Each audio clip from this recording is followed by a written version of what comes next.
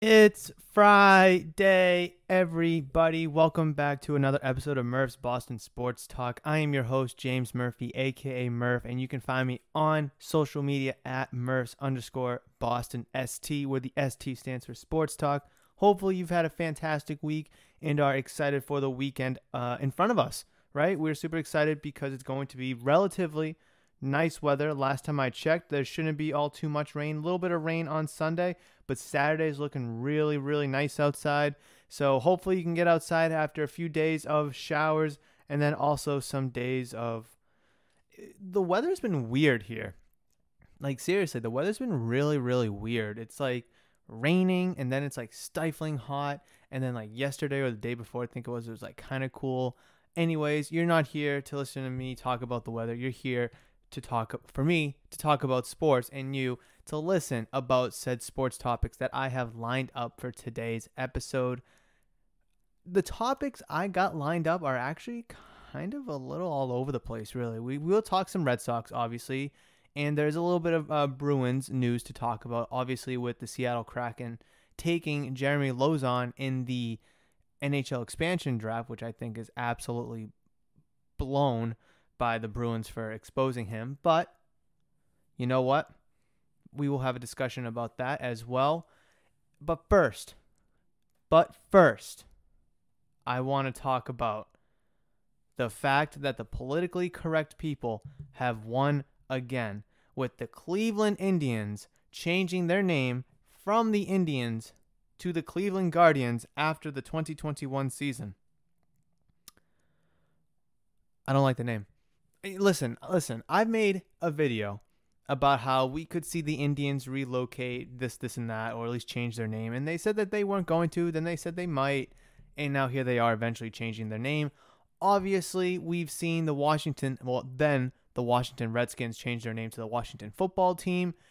They will play as the football team this year, but next year they plan on having a new name. And the Cleveland Indians will be changing their name, like I said, from the Indians to the Guardians after the conclusion of this season, whenever that may come for their ball club. If they're going to change their name, fine. I don't really care about the name changing. I think the Guardians kind of sucks, to be honest. But we have a report from ESPN, and there is no author. There is no author for this article, but it is on ESPN. So anyways, let me just dive into it. Known as the Indians since 1915, Cleveland's Major League Baseball team will next be called the Guardians. All I can think about every time I say that is the Guardians of the Galaxy. You got to tell me I'm not the only one that thinks that, right? Anyways, the ball club announced the name change Friday with a video on Twitter narrated by actor Tom Hanks, ending months of internal discussions triggered by a national reckoning by institutions and teams to permanently drop logos and names considered racist. Pause. Now, I don't know how Native Americans feel about the term Indians or how Indians may feel about the term, Indians in reference to the Cleveland Indians, but I do know that those that identify as Redskins, whether it is Native Americans, they actually were honored by when the Washington football team was called the Washington Redskins. They felt honored that one of the most prestigious, football teams in the world, one of the 32 best football teams in the world, is named after, their culture or their race. I don't know how, like I said, Native Americans and Indians feel about it, about the Cleveland Indians, but I don't really think that it's racist. I really don't. I mean, yes, you don't see people be like, oh, the Providence white people or whatever. Like, no, now that's like racist. But like, look at Florida State and the Seminoles. No one's complaining about that. The Cleveland Indians, no one was really making a deal about that until recently. And then, obviously, with the Washington football team, formerly known as the Washington Redskins, that was a big deal as well. But some people don't consider it racist. Redskins, Indians. Anyways, let me continue. The name change is effective at the end of the 2021 season. The organization spent most of the past year whittling down a list of potential names that was at nearly 1,200 just over a month ago. But the process, which the team said included 140 hours of interviews with fans, community leaders, front office personnel, and a survey of 40,000 fans, quickly accelerated, and the club landed on Guardians. Team owner Paul Dolan said last summer's social unrest touched off by the killing of George Floyd in Minneapolis spurred his intention to change the club's name. Quote, "We are excited to usher in the next chapter, or the next era of the deep history of baseball in Cleveland," end quote. "Cleveland has and always will be the most important part of our identity," Dolan said. "Therefore, we wanted a name that strongly represents the pride, resiliency, and loyalty of Clevelanders." Quote, "Guardians reflect those attributes that define us while drawing on the iconic Guardians of Traffic just outside the ballpark of the Hope Memorial Bridge. It brings to life the pride Clevelanders take in our city and the way we fight together for all those who chose to be a part of the Cleveland baseball family. While, quote, Indians will always be a part of our history, our new name will help unify our fans and cities as long as we are all Cleveland Guardians." Just the reasoning behind the Guardian choice just sounds so corny. It honestly sounds, I know I made the joke about, Guardians of the Galaxies, but it literally sounds like he's trying to build a band of superheroes together in Cleveland. Clevelanders, Guardians. It's like, I get family, trying to keep the city together. I get that. But I don't know. I just think it's so sacky. Anyways, the team's colors will remain the same, and the new Guardians logo will incorporate some of the architectural features of the bridge, meaning the Hope Memorial Bridge. In 2018, the Indians stopped wearing the contentious Chief Wahoo logo on their jersey and caps. However, the team continues to sell merchandise bearing the smiling, red-faced caricature, I just said that so wrong, that has drawn protests from Native American groups for decades. Like I said, there are some people that find it racist and don't like it. Then there are also some that do. And I wish you could kind of find a middle ground here. Like, I understand, dropping the Chief Wahoo logo, and, that may be racist and offensive to other people. I gotta silence my phone. Pardon me. And I just dropped my phone. But also, you have to respect those that are honored and like the fact that one of the most prestigious baseball teams in the world, one of the 30 baseball teams in the world, are named after your culture, your identity, your ethnicity, your culture, your race. I mean, like I said, if the Chief Wahoo logo was offensive, they got rid of it a couple years ago. And now it's just, a giant C as their logo. It just says Indians.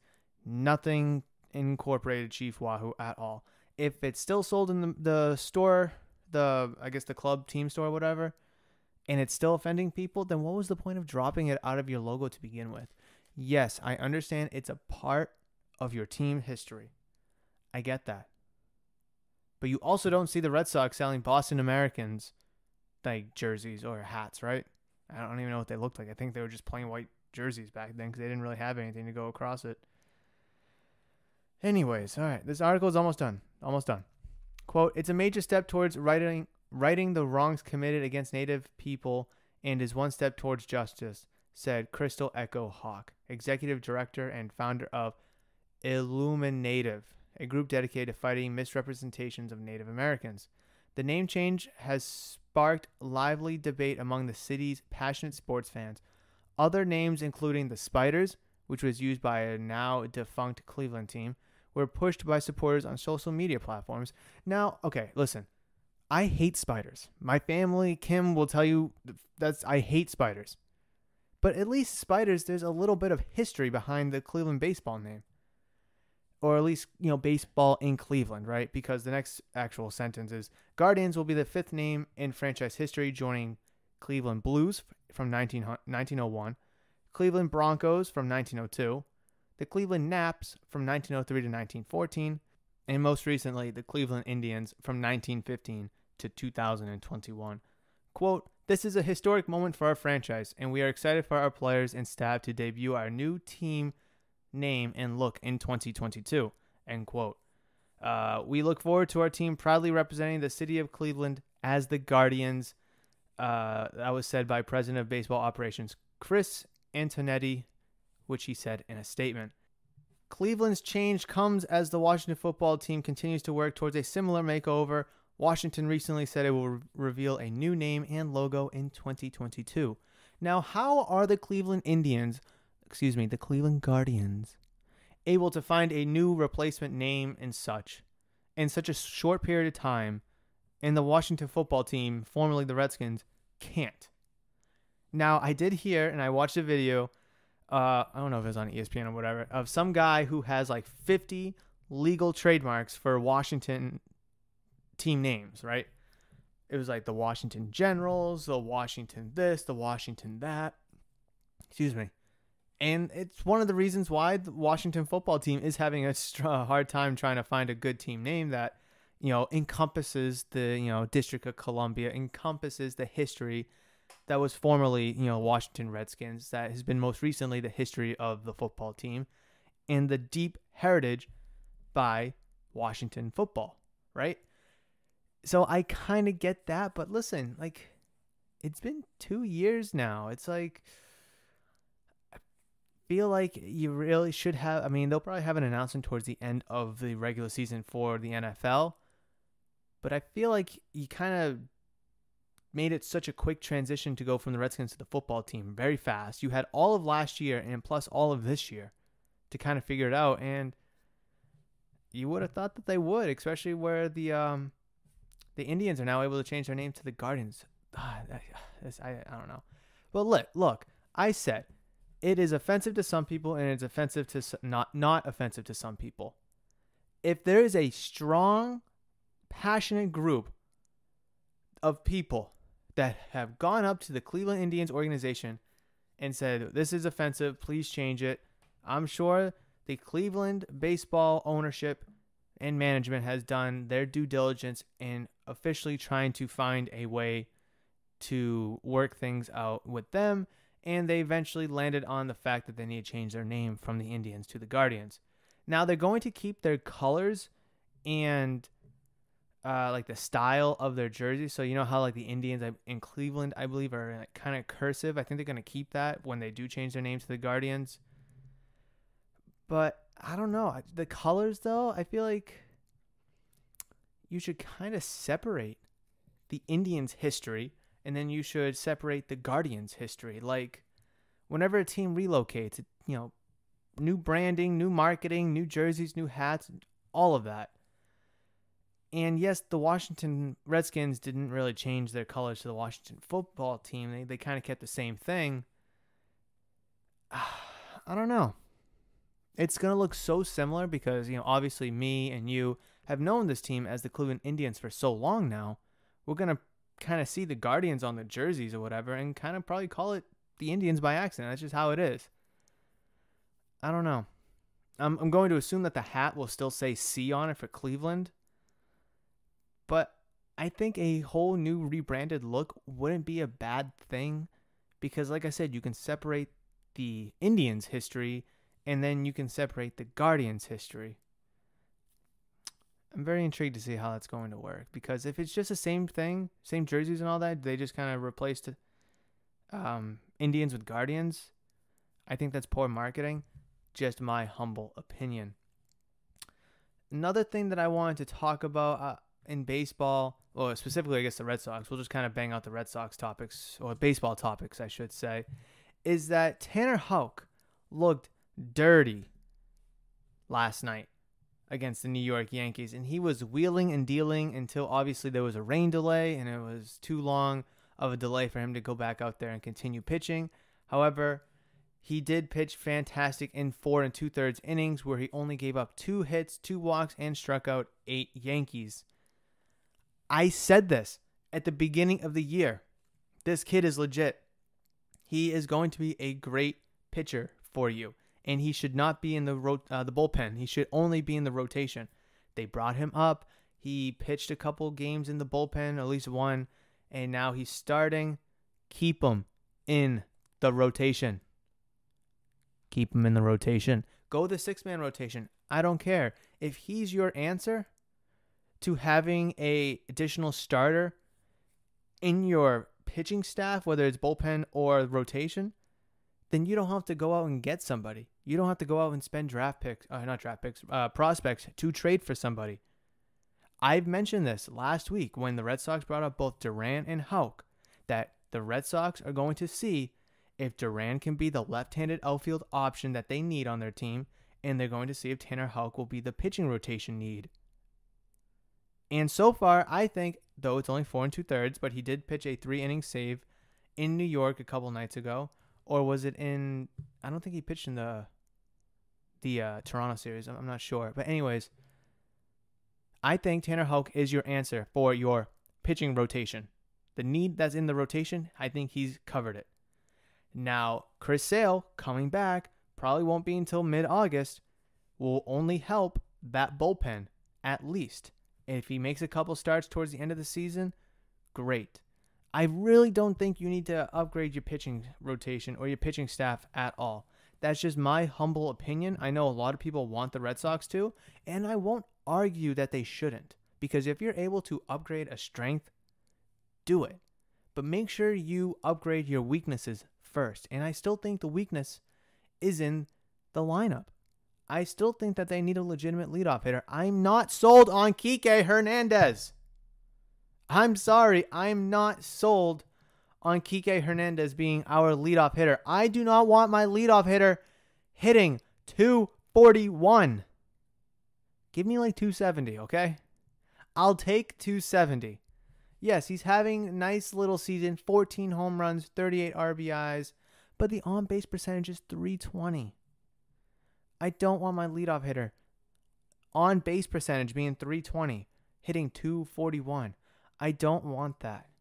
I really do think that the Red Sox should go out and get Adam Frazier from the Pittsburgh Pirates. Be a great addition there. Very versatile. I know a lot of people like Kike. I know. But just look at the big picture. He's not the only issue I have with this lineup. Obviously, they're having Bobby Dahlbeck still struggling. He did go 2 for 4 last night.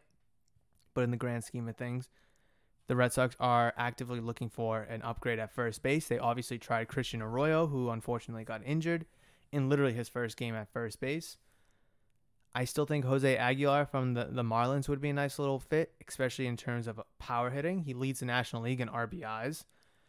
I do think Jarren Duran could be that upgrade in the outfield, but if you bring in Adam Frazier, it kind of kills two birds with one stone.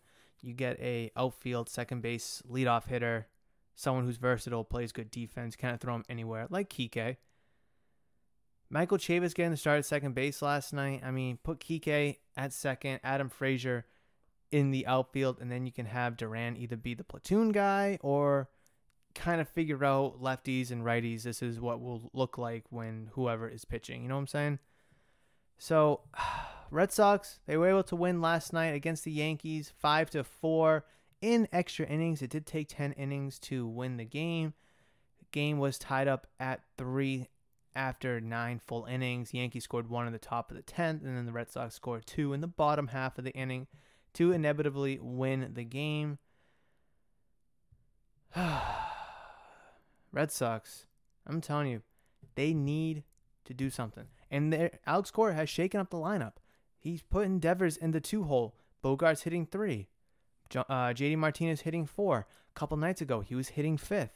Verdugo has dropped down in the lineup from 1 or 2. He's now hitting like 6 and 7.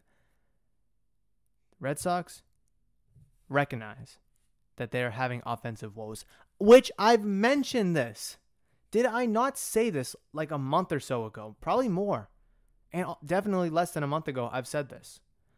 They have consistency issues. They need to get that checked out. They had 10 hits in 10 innings, so, average 1 per inning. Kike 1 hit. Devers 1 hit. Bogarts 1 hit. Martinez 1 hit. Verdugo did go 3 for 4, which is awesome. Dahlbeck did go 2 for 4, which I was saying. And Chavis 1 hit. Plawecki and Duran, actually Duran pinch ran, but Plawecki pinched hit, who didn't get a hit. Hunter Renfroe and Christian Vasquez didn't get a hit. But when you see 10 hits in 10 innings, that's 1 per, you're not really doing much in terms of offense. You get a base hit. Well, how's the guy getting to second? How's he getting to third or even scoring? Right? They have consistency issues. And yes, I do think their consistency issues have been a lot better as of late. But in the general scheme of things, it's not fixed. And although they'll go through good spurts where they're scoring 13 runs against the Blue Jays or 7 runs against the Blue Jays, winning 5-4, winning 4-0, losing 5-4. They go through those stretches. All teams do. But if the Red Sox want to be legitimate contenders in not only the American League East, because the Rays made an upgrade, which I'll talk about in a second, but be contenders in the American League and for the potential World Series championship, you have to go out and make a move. Make a move on offense, please. I'd rather see them make 2 offensive moves and no pitching moves than 1 pitching move and 1 offensive move. Make 2 offensive moves first before you address the pitching, because I do think your bullpen's really solid. Your pitching rotation has been very durable. You have Tanner Houck now in the rotation. You're getting Chris Sale back, who's more than likely going to go in the bullpen, but can give you a spot start here and there, or even maybe start come the postseason. I don't think it's worth it. I'd rather you go out and upgrade something that needs to be upgraded, and that is your lineup. I am sick of ranting about this. We have a week before the deadline, and speaking of which, like I alluded to just a few moments ago, the Tampa Bay Rays did make a move to bolster their lineup. And that is trading for Twins designated hitter Nelson Cruz. The Rays acquired him, I think it was literally last night. And the Rays also got right-handed pitcher Calvin Foucher in addition to Nelson Cruz. And the Twins get right-handed pitcher Joe Ryan and right-handed pitcher Drew Strotman. Ryan is the Rays' number 10 overall prospect, and Strotman is number 17 overall prospect in the Rays farm system. Giving up 10th and 17th overall prospect for a ageless wonder, Nelson Cruz, and I don't know Kevin Foucher, to be honest. Seems kind of steep, but Nelson Cruz is a great hitter. He's got a great attitude. You know, he'll hit 40 home runs, 100 RBIs year in and year out, more than likely. Obviously, being on a crappy Twins team this year, who actually had a lot of expectations going into the year, myself included for that team, had them winning the Central, I believe, over the White Sox. Clearly the wrong pick. Great move by the Twins to kind of reset their pitching and get a few arms in their prospect pool, because Nelson Cruz is obviously not a part of the future for the Twins. If the Twins were in a win now mode, then yes, but since they're rebuilding, get the 40-year-old guy out, give us a couple good prospect arms, and we'll be on our merry way. With the Rays making that move, and they sit currently 1 whole game back of the division, does this move tilt the Tampa Bay Rays as favorites to win the division?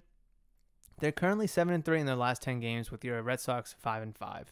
Like I mentioned, they're only 1 game back. I don't know. Right now, if I'm going to bet money right now, I would still say that the Red Sox win the division. That's as far as I'm going to go. The Rays will absolutely make the playoffs, whether it's as a wild card or as a division winner.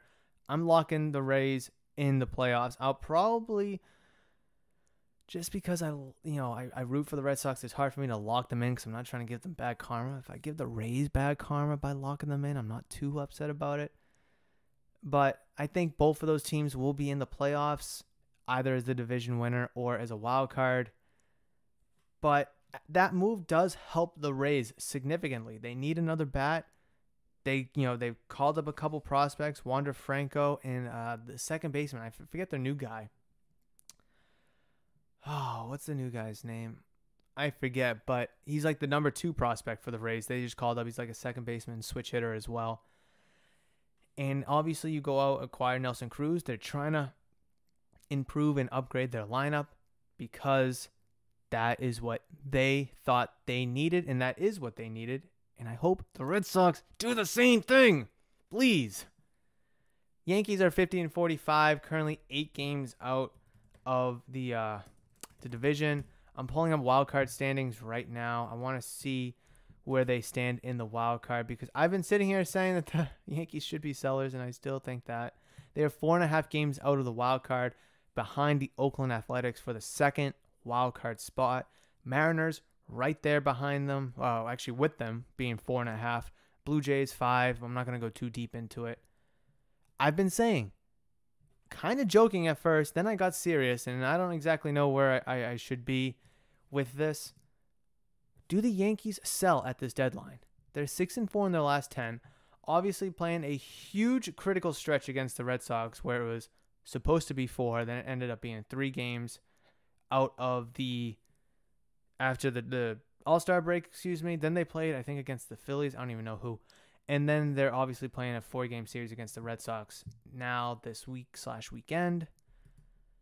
If I'm the Yankees, when they were like 1 or 2 games above 500, might as well sell. But they're still kind of there. And I don't want to write them off, nor should they be written off. But with the Rays or the Red Sox going to get the division and the other will probably get a wild card, the Oakland Athletics are playing very well. They're only a couple games behind the Astros for the West. And speaking of the Astros, they have the West. Then you have the Yankees, the Mariners, the Blue Jays, the Cleveland Guardians of the Galaxies, all kind of right there. I don't know. I don't know what you do.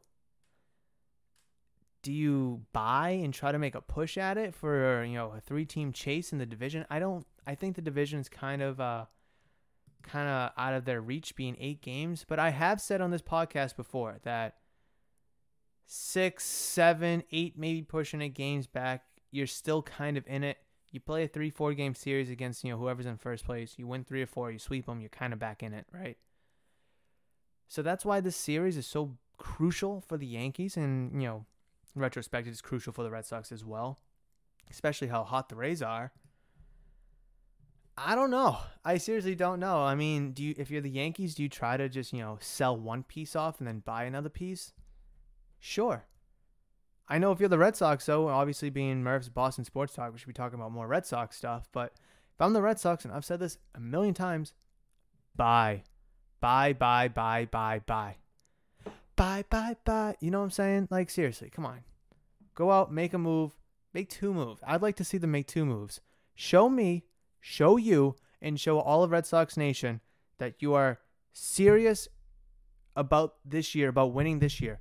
Like I've said about the Bruins and the Celtics, go make a move to show us that you are serious, you mean business, and you want to win this year. Both the Bruins and the Celtics did that. Fell short, yes, but at least they made the moves. I have no doubt in my mind that the Red Sox will do the same thing. Red Sox play the New York Yankees today at 7:10 at Fenway Park. They will play again tomorrow at 4:05 and then again on Sunday at 1:10 to wrap up the 4-game series against the New York Yankees. Like I said, Red Sox won the first one 5-4 in 10 innings.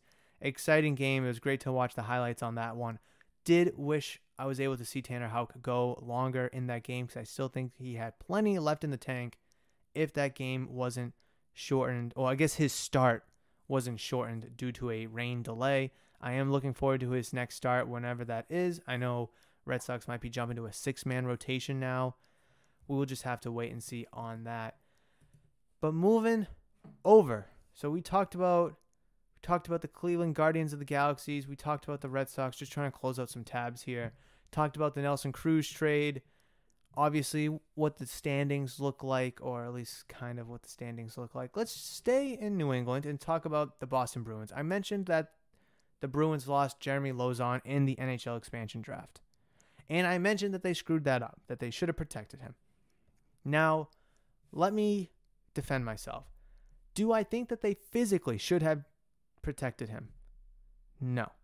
If you are able to wink, wink, nod, nod with Brandon Carlo, hold him off from signing so you're able to protect Jeremy Lozon, and then obviously once the signing moratorium was up, or over, I should say, Thursday at 1 o'clock, whenever the hell it was, then you signed Brandon Carlo. You should have done that. Or what I guess I would rather have liked to see is the Bruins, and I hate saying this, but maybe they should have protected Nick Ritchie instead of Jake DeBrusk to kind of show the Kraken, hey, Jake DeBrusk, look, hey, Jake DeBrusk, take Jake DeBrusk. We were going to trade him anyways. Take Jake DeBrusk. He's, good young player, 30 or so goals, upper 20s, however many he had. Take him instead. Take him. Don't take our 24-year-old defenseman, Jeremy Lauzon. That could have worked because young, good defensemen don't come all too often in the NHL, hence why you saw the Bruins at the trade deadline trade for Mike Riley because they needed depth at that position. They had a bunch of young guys, hence why they moved on from Zdeno Chara. Injuries kind of caught up. Some of the defensive guys weren't ready. You guys know the story. They lose in the second round. Anyways, they chose to protect Jake DeBrusk for either one or two reasons. They still believe in him being a top 6 forward for them. Or maybe I should say the 7th forward if they bring back Krejci and they bring back Hall, which Taylor Hall seems like is a done deal, but, talk about that in a minute. Because Jake DeBrusk has had some good moments and good times with the Bruins in his career thus far. Do not get me wrong. However, there are rumors that you're going to trade him anyways, but what's that package going to look like, though? If the package isn't good enough, then you just lost a great young, I don't want to say great, but a good young defenseman in Jeremy Lauzon. But if you put Jake DeBrusk, if you unprotect Jake DeBrusk, you protect Nick Ritchie, then the Kraken are left with a decision to either still take Jeremy Lauzon and you can still keep and then trade or, play Jake DeBrusk, or they take Jake DeBrusk. I mean, it's like that simple. I mean, the choices are kind of that simple. I don't know why I pause so much. I'm trying to think of, reasons or, outcomes in my head. But yeah, it's obviously protecting Nick Ritchie isn't really that kind of sexy, right? I mean, he was the 4th highest scoring player with 15 goals this year for the Bruins. He did kind of fade away, or he did fade away big time in the playoffs, and so did Jake DeBrusk. It's so tough because you couldn't protect Jeremy Lauzon unless you unprotected 2 forwards, which you easily could have done. You could have done the 8 skaters, protected Bergeron, Pastrnak, Marchand, Craig Smith, and then you could have protected Grzelcyk, McAvoy, Carlo, and then Jeremy Lauzon, and then obviously the goalie as well, but that's standard with no matter which thing you choose. You could have done that, but then again, you're going to expose a Jake DeBrusk. You're going to expose Trent Frederick, right? It's such a hard decision. It really was a hard decision. And Jeremy Lauzon could end up turning out to be nothing. He could end up turning into be a bust. He did fade away, like DeBrusk and like Nick Ritchie in the playoffs. Absolutely. But 24 years old, I think that was his first full season. You hate losing that kind of guy, especially when defense is still a need for this team. It kind of sucks and it leaves a sour taste in your mouth. At least it does in mine, right? It does in mine because, yeah, you get to keep Connor Clifton. You get to keep Nick Ritchie. You get to keep Jake DeBrusk and whoever else was unprotected. That is great. I don't know, though. I really like Jeremy Lauzon. I know a lot of people are just like, oh, it doesn't really matter. He didn't play that good. But he has a lot of potential, though, to be a top 4 defensive player for you and to really be kind of that physical presence on defense. I think that this is a kind of a loss for the Bruins and a huge gain for the Kraken. Being a young team, obviously, having a bunch of young players on their roster to kind of, be competitive now with the veterans that they selected, and then also with the young players that they have on their team to be good, or at least the potential to be good, in a couple of years. It's a great pick for them, Jeremy Lauzon, and it sucks to be the Bruins because you lost on a good young defenseman, but you chose to unprotect him, and you chose to not dangle Jake DeBrusk in front of them because, hey, just because DeBrusk was out there doesn't mean they're going to take him. Doesn't mean they weren't going to take Lauzon. It's just that trade package, if you do move Jake DeBrusk, has to be A1. And if you don't trade him, then Jake DeBrusk better play like a top 3 forward on your third line because you're going to need him to do that. Otherwise, losing Jeremy Lauzon is going to suck even more because Jeremy Lauzon could turn out to be a star and Jake DeBrusk could suck and fizzle, or vice versa, where Jake DeBrusk is still young. He still has some potential. I don't think he's reached his ceiling yet, where he could turn out to be the star, and it was a great move to protect him and keep him. And then Jeremy Lauzon, 25, 26, 27, suck bag, crack and waive him. So it's going to be something that we're not going to have a true answer until maybe this time next year to see how the two of them have played. But something that I do want to talk about that will impact next year, obviously, and I alluded to it just a few minutes ago, is that Taylor Hall in the Bruins, nothing is official. Let me preface that. Nothing is official. It is just reported. It is, in the finalization process. It is expected. It is wanted by probably 99% of Boston Bruins fans that Taylor Hall and the Boston Bruins are finalizing a 4-year contract for $24 million. Obviously, AAV, $6 million a year. You, Bruin fan, how are you feeling about this? A, do you want Taylor Hall back? And B, do you like this contract? Me, personally, I like it. 4 years, which, Taylor Hall is, I think, 29, 30 or so. So he's in his prime. He's a former MVP, former number 1 overall pick. He previously signed a 1-year, $8 million deal. So you're giving him some protection or some security with a 4-year deal, less money. So it helps you in your cap books. He's even said that he doesn't want to maximize his value. He wants to stay here. He thinks he's a good fit here to go out and potentially win a Stanley Cup, because I feel like for a lot of hockey players, I think a lot of hockey players are very unselfish. I think hockey and their players are probably the most unselfish players in all of sports. Obviously, you will run into some of your selfish players. You run into those in every sport, right? And I think Taylor Hall is like, listen, I got my MVP. I was the number 1 overall pick. I've made my money. I've scored my goals. Now I want to win. I want to put my name in the Hall of Fame. I want my name on the Stanley Cup. And I think that's exactly what he's, trying to do here by taking less money and being a part of this Boston Bruins team, because he does gel. He does fit here, being on the special teams unit or being part of Krejci's second line if Krejci does come back. But either way, Taylor Hall is a huge piece to the 2021-2022 campaign for the Boston Bruins. You will need Taylor Hall because you cannot bank on your farm system because it's barely there. You can't bank on the trade deadline, which nothing may be there. You traded a second-round pick and Anders Bjork for him and Curtis Lazar. So you've invested a second-round pick into this guy. Keep him. He wants to stay here. He doesn't want to maximize his value. You can't lose on a talent like this. So this deal, whenever it gets completed and it's official, will be a big day in Boston Bruins history, because Krejci has been looking for a forward for the longest period of time to go alongside him. Jake DeBrusk's kind of been there a little bit. Craig Smith was there doing very well last year. Then you bring in Taylor Hall. That second line just, damn, is so good. Kind of fizzled away, or at least Taylor Hall did in the playoffs. But you know what? It's his first legitimate go-around in the playoffs.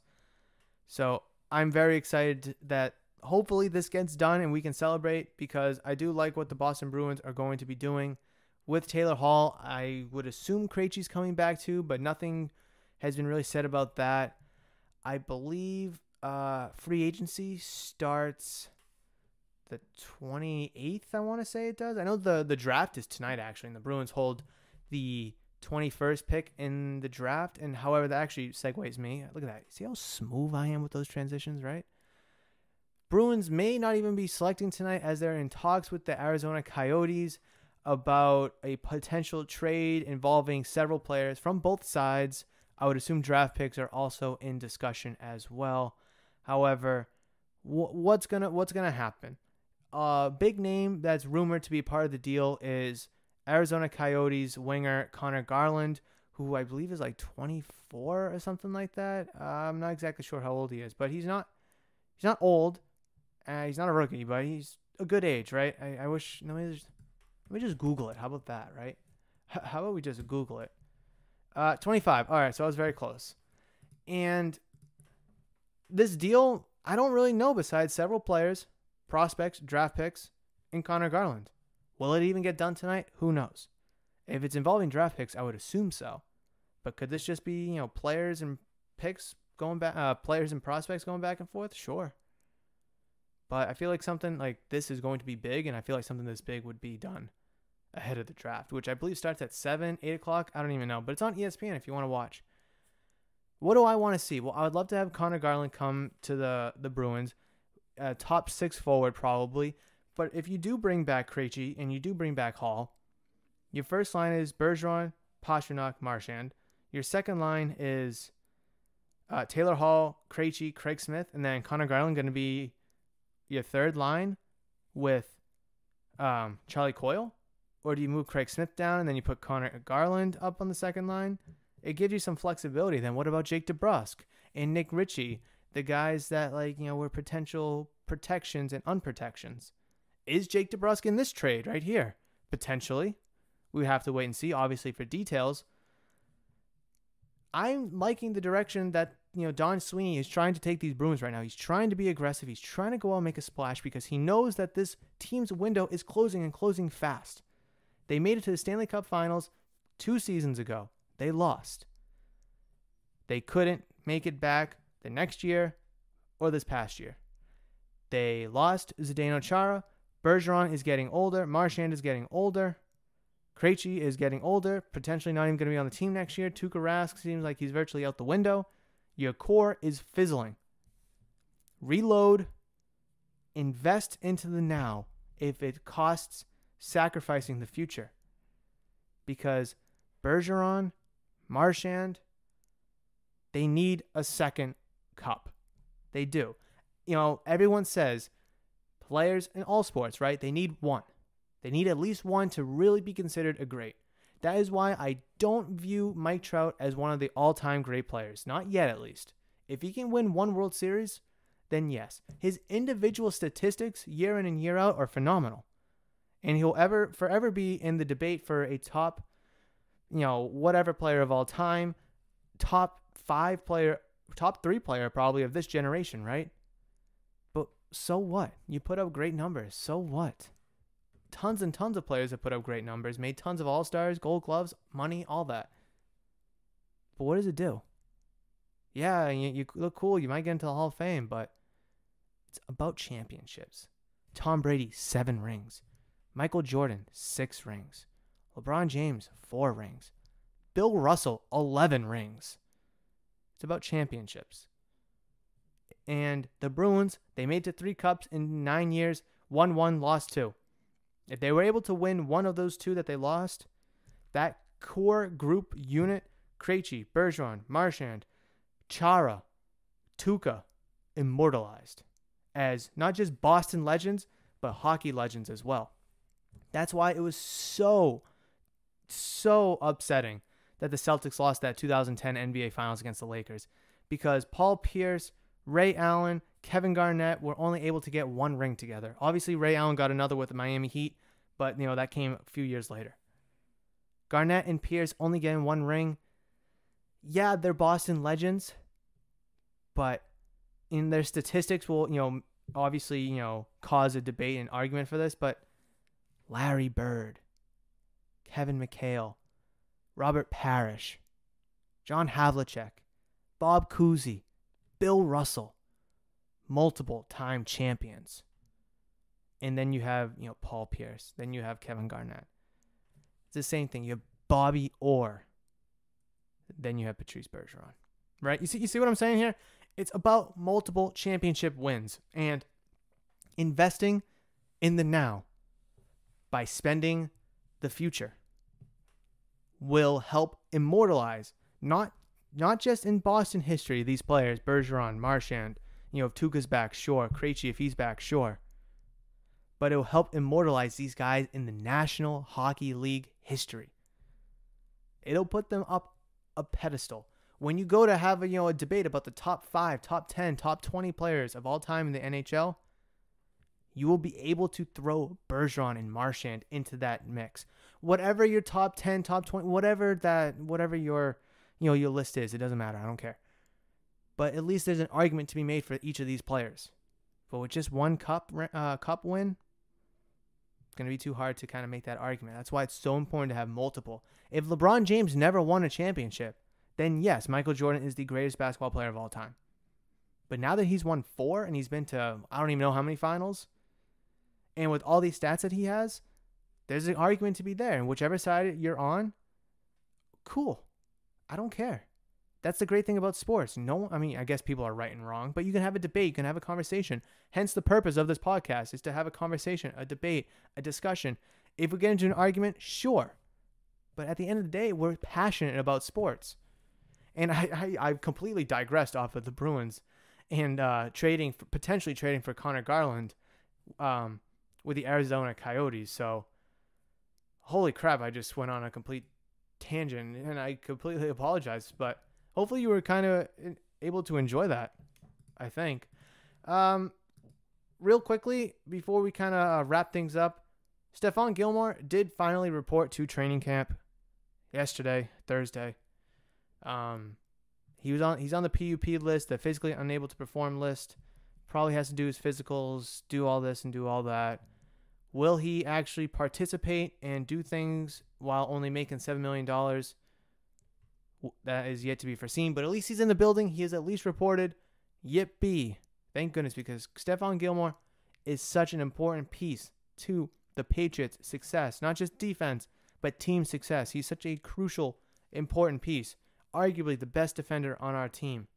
We will need him this year. It's a passing league. You have 2 top flight cornerbacks in Gilmore and J.C. Jackson. You need them both.